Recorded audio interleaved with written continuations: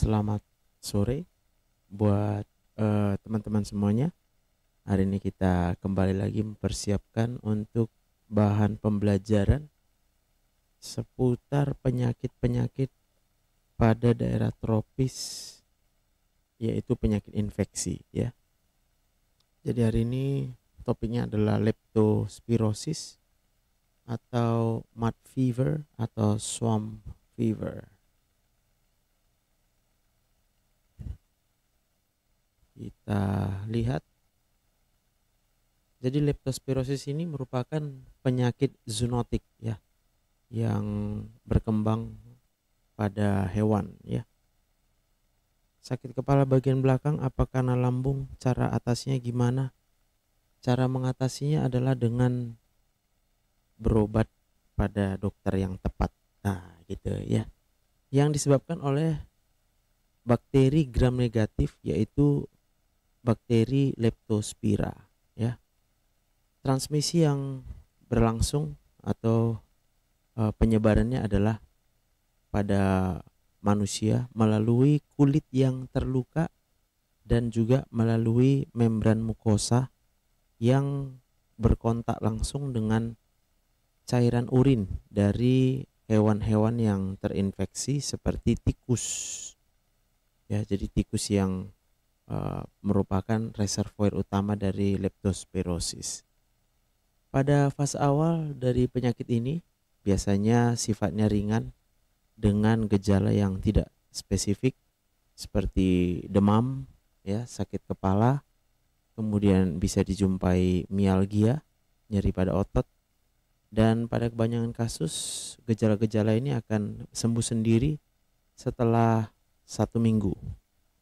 Meskipun demikian, pada 10% kasus penyakit ini bisa mengalami komplikasi menjadi penyakit yang berat ya, yaitu icterohemorrhagic leptospirosis atau disebut dia well disease ya.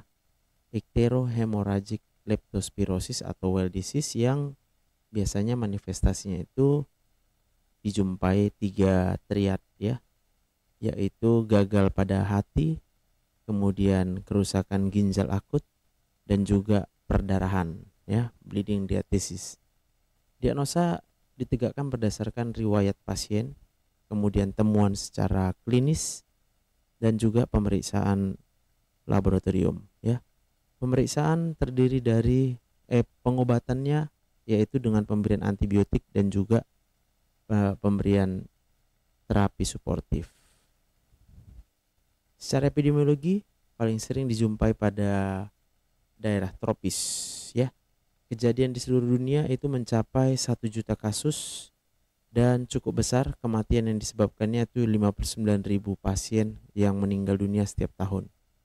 Kebanyakan kasus di Amerika dan di daerah-daerah di Hawaii atau Puerto Rico, dan sering berhubungan pada orang-orang yang melakukan perjalanan internasional. Penyebabnya sendiri untuk patogennya adalah Leptospira, yaitu L. interrogans sensulato, yaitu genus dari gram negatif Spirochaeta yang memiliki kait ya. Kita lihat gambarnya. Nah, ini melalui scanning elektron mikrograf ya. Ini gambaran Spirochaeta. Jadi dia bisa dilihat dengan mikroskop elektronik ya. Penyebarannya, sumber penyebaran itu dari urin ya, dari darah atau dari jaringan pada hewan yang terinfeksi. Paling sering itu adalah tikus. Jadi Leptospira itu sumbernya dari tikus. Tips cara sembuh dari anxiety, harus berobat pada dokter yang tepat. Iya gitu ya. Jadi berhubung saya sedang menyusun bahan kuliah ya, kalau mau berobat sama saya daftar di nomor ini ya. Kemudian melalui kontaminasi lingkungan, yaitu ketika terdapat air ya yang mengandung urin dari hewan-hewan yang terinfeksi. Jadi titik masuknya itu adalah kulit yang rusak ataupun yang terekspos pada membran mukosa seperti konjungtiva mata, kemudian mukosa pada mulut, itu bisa menjadi area di mana kalau terdapat patogen bisa masuk leptospiranya ke dalam tubuh manusia ya. Faktor risikonya sendiri adalah eh, pekerjaan-pekerjaan ya, orang-orang yang bekerja dengan kontak langsung ataupun tidak langsung dengan hewan-hewan ya. Seperti orang-orang yang bekerja di pertanian atau orang-orang yang bekerja membersihkan bagian kebersihan ya. Kemudian orang-orang yang sering melakukan aktivitas rekreasi di air ya, berenang, naik sampan ataupun windsurfing ya. Oke, gambaran klinisnya kebanyakan infeksi yang disebabkan oleh leptospira itu tidak ada gejala ya. Dok, kalau hernia hiatal tanpa operasi bisa sembuh nggak? Bisa. Hernia hiatal itu diatur, dikendalikan oleh sistem saraf simpatik atau sistem saraf otonom ya. Kebanyakan infeksi itu sifatnya asimptomatik. Pasien-pasien dengan gejala-gejala yang biasanya mengalami infeksi leptospira biasanya itu muncul gejala setelah 1-2 minggu terpapar, 1-2 minggu sebelumnya itu mengalami gejala-gejala seperti flu ya. Jadi orang-orang yang mengalami demam leptospira ini 1-2 minggu sebelumnya ya. Patient with symptoms generally present 1 to 2 weeks after exposure with a self-limited flu-like illness ya. Dan kemudian setelah 1-2 minggu penyakit ini bisa berprogresif berkembang menjadi kegagalan organ pada 5-10% pasien. Untuk leptospira yang ringan, yaitu yang dia tidak mengalami ikterik ya, gejalanya itu demam, sakit kepala, pasiennya mengalami fotofobia, kemudian mengalami nyeri-nyeri pada otot ya, bisa di daerah punggung bawah ataupun pada daerah tengkuk ya. Kemudian pasien bisa mengalami muntah, mencret ya. Gitu. Tanda-tanda yang dijumpai pada pasien yang mengalami leptospira, conjunctival suffusion, yaitu kedua belah matanya mengalami kemerahan ya, tapi tidak dijumpai eksudat. Ya, kita lihat ini gambarnya. Eye signs in leptospirosis, conjunctival suffusion ya. Nah itu. Jadi pada daerah konjungtivanya dijumpai kemerahan kiri dan kanan ya, tapi tidak ada eksudatnya, tidak ada kotoran mata ya. Itu ciri khas pada leptospira. Kemudian dijumpai jaundice atau badannya jadi kuning ya. Matanya kuning, badannya kuning. Kemudian urinnya juga berwarna seperti teh pekat ya. Dijumpai limfadenopati, kemudian pembesaran pada hati dan spleen, dan juga dijumpai tanda-tanda meningeal dan juga perubahan pada kulit ya, munculnya ruam pada kulit. Untuk leptospirosis yang berat, severe, itu sebagai tambahan dari gejala-gejala yang mild, yang ringan, itu biasanya leptospirosis yang berat itu akan bermanifestasi dengan cepat sampai bisa mengakibatkan gagal organ multiple ya, seperti ini classic triad of well disease ya. Kita jumpai adanya tanda-tanda gagal ginjal yang akut ya. Kemudian dengan tanda oliguri dan anuri ya, urinnya berkurang. Kemudian dijumpai tanda-tanda gagal pada hati, yaitu kuning atau jaundice. Kemudian dijumpai pasien mengalami mudah berdarah, hemorrhagic diathesis, yaitu pasiennya bisa batuknya berdarah. Dijumpai purpura, dijumpai melena ya. Aku mengikuti kata dokter dan benar aku bisa sembuh. Siap, amin. Gambaran klinis shock ya, karena terjadi hipotensi. Oleh karena pada leptospirosis tentunya sama dengan penyakit infeksi lain, berlangsung reaksi inflamasi di dalam tubuh kita yang menyebabkan terjadinya proses vasodilatasi di pembuluh darah kita ya.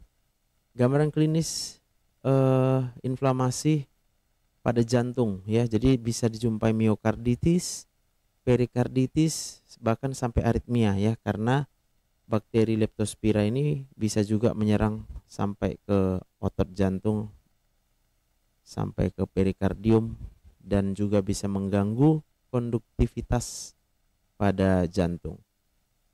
Jadi leptospirosis yang berat itu memiliki tingkat kematian yang cukup tinggi ya. Untuk mendiagnosanya ya, diagnosa awal dari leptospirosis itu kita tegakkan bila kita sangat mencurigai seseorang, karena gambaran klinisnya biasanya tidak terlalu spesifik ya. Dan perlu diingat, jangan menunda pengobatan sebelum karena menunggu pemeriksaan laboratorium untuk mengkonfirmasi. Nah, pemeriksaan laboratoriumnya itu juga tidak spesifik, tapi bisa menolong kita untuk mengetahui apakah terjadi kerusakan organ ya, kerusakan tahap akhir dari organ. Yaitu kita periksa complete blood count-nya, dijumpai leukositosis dengan shift ke kiri ya, leukosit shift left to shift ya, left shift. Kemudian dijumpai trombositopeni ya, trombositnya menurun. Nah, Horas dan Shalom, Kak Bing Hilda, puji Tuhan, apa kabar? Dijumpai anemia ya, HB-nya menurun. Kemudian pada elektrolit dijumpai gangguan elektrolit, hiponatremi, hipokalemi, hipomagnesemia. Ini disebabkan oleh gangguan pada fungsi ginjal yang disebabkan oleh leptospirosisnya. Thank you Kak Aib Fitri. Thank you. Kemudian dijumpai pada pemeriksaan fungsi ginjal ya, kreatininnya meningkat, blood urea nitrogen meningkat ya, kemudian laju endap darah meningkat, dan CRP juga meningkat ya. Pada pemeriksaan fungsi hati kita jumpai peningkatan bilirubin, SGOT, SGPT ya, dan juga alkalin fosfatasenya bisa meningkat ya.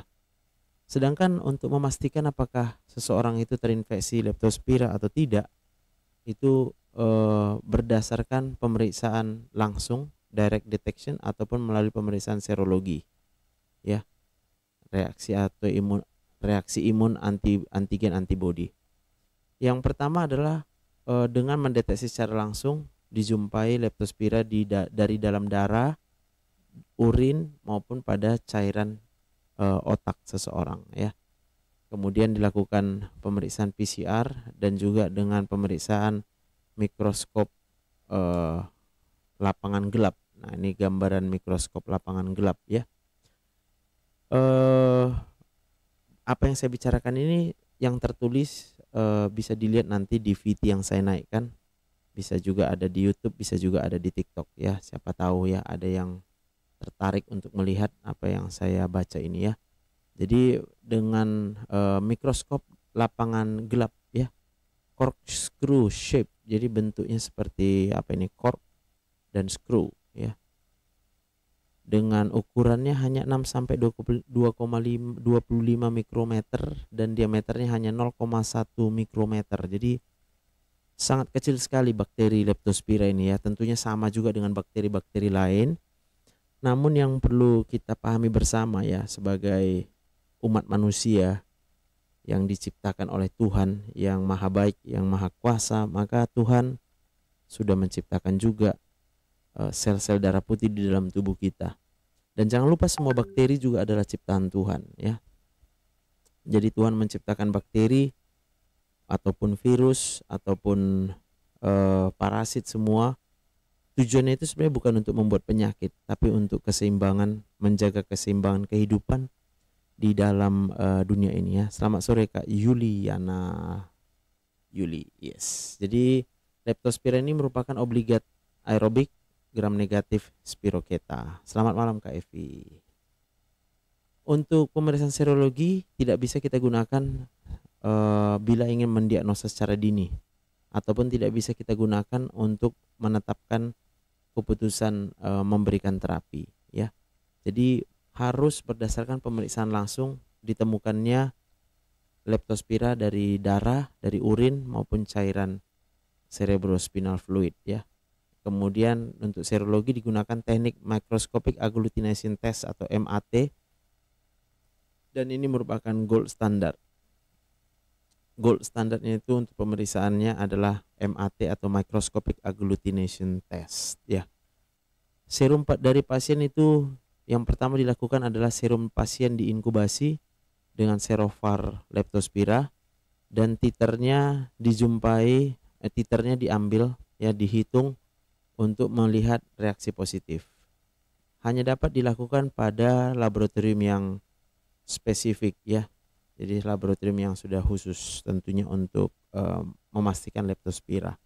Ibu Hermin Bella, selamat hari Minggu, shalom semuanya. Jadi Leptospira ini merupakan spirocheta yang tipis saja, yang tak bisa dilihat dengan mikroskop cahaya biasa. Yes, kira-kira ini ya. Spirocheta merupakan bentuk spiral dia ya, bakteri yang berbentuk spiral, makanya namanya spirochetes. Termasuk di Borrelia, Treponema ya, Leptospira ya. Kalau nggak salah Treponema pallidum itu adalah ditemukan sebagai penyebab sipilis ya. Jadi dia merupakan spirocheta, bakteri yang berbentuk spiral. Leptospira juga merupakan penyakit yang harus dilaporkan di Amerika, dan kasusnya harus selalu dilaporkan apabila dijumpai ya. Ini gambaran Leptospira. Untuk diagnosa bandingnya, Leptospira didiagnosa banding dengan influenza, demam berdarah, denggi, kemudian demam cikungunya, kemudian infeksi HIV yang akut, kemudian infeksi rickettsia, Rocky Mountain spotted fever, murine typhus, viral hemorrhagic fever seperti hantavirus infection maupun Lassa fever. Juga didiagnosa banding dengan malaria, typhoid fever, kemudian hepatitis viral akut, contohnya hepatitis A ya.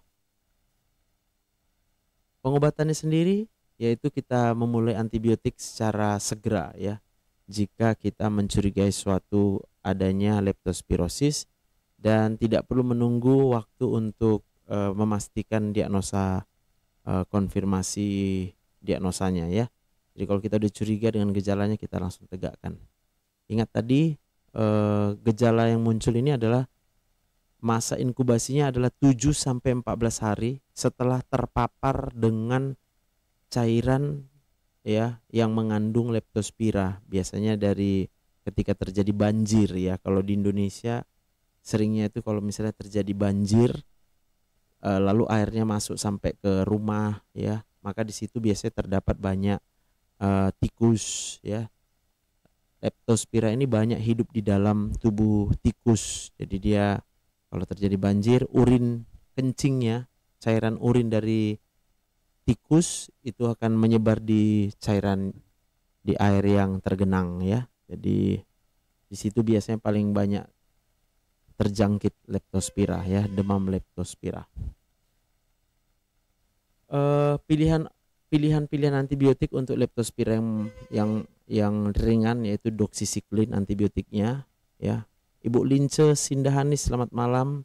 Dengan amoxicillin ya, bisa dengan ampicillin dan juga dengan azithromycin ya.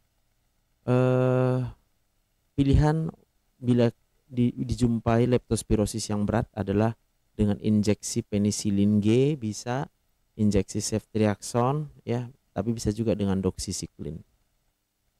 Pencegahannya adalah kita harus mencegah ya, jangan terpapar dengan urin, darah maupun jaringan dari hewan-hewan yang terinfeksi dengan memakai baju perlindungan yang khusus ya, pakai kacamata, pakai alas kaki.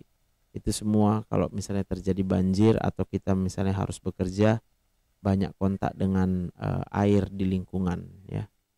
Kemudian lakukan kontrol atau kendali hama ya yang tepat ya. Kemudian kita memberikan vaksin pada ternak dan hewan. Kemudian pertimbangkan profilaksis antibiotik bila kemungkinan kita berada dalam kondisi risiko tinggi atau terpapar dalam waktu singkat ya. Misalnya seperti saya katakan tadi ya, bisa terjadi banjir ya. Banjir yang kita lihat kondisinya mungkin di sekitar lingkungan rumah kita itu banyak terdapat tikus gitu ya. Oke, demikian leptospirosis. Coba kita lihat untuk severe leptospirosis. Nah, gambaran klinisnya itu adalah tadi jangan lupa yaitu terjadinya organ failure, jadi kegagalan pada organ-organ di dalam tubuh manusia ya, yaitu ginjalnya rusak tadi, ginjalnya rusak menyebabkan oliguria dan anuria ya. Jadi bagaimana mekanisme leptospirosis ini menyebabkan kerusakan organ adalah melalui reaksi antigen antibodi yang kemudian banyak menumpuk di jaringan-jaringan, sehingga komplemen-komplemen dari dalam darah kita itu akan melakukan reaksi peradangan, di mana sisa-sisa komplemen yang tertinggal di jaringan-jaringan hati, jaringan ginjal, itu yang kemudian akan menyebabkan kerusakan pada jaringan hati dan ginjal ya, sehingga muncul kuning dan juga muncul gambaran gagal ginjal akut, dan juga kemungkinan perdarahan yang terjadi karena kalau terjadi aktivasi reaksi antigen dan antibodi itu akan memakai terlalu banyak faktor-faktor koagulasi, sehingga akan mengalami depresi faktor koagulasi dan lalu kemudian akan menyebabkan kecenderungan perdarahan atau sangat mudah untuk menjadi berdarah tentunya ya.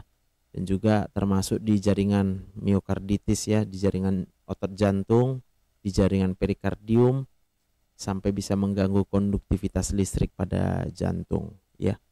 Oke, itu untuk leptospirosis. Kita close dulu ini.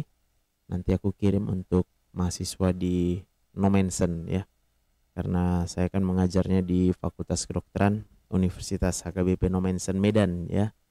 Jadi mana tahu ada anak-anaknya, mana tahu ada tetangga, ada saudaranya pengen anaknya disekolahkan di kedokteran, monggo ya, suruh aja ke testingnya di Nommensen ya, kasih tahu aja itu Dokter Joseph itu ngajar di Nommensen itu ya.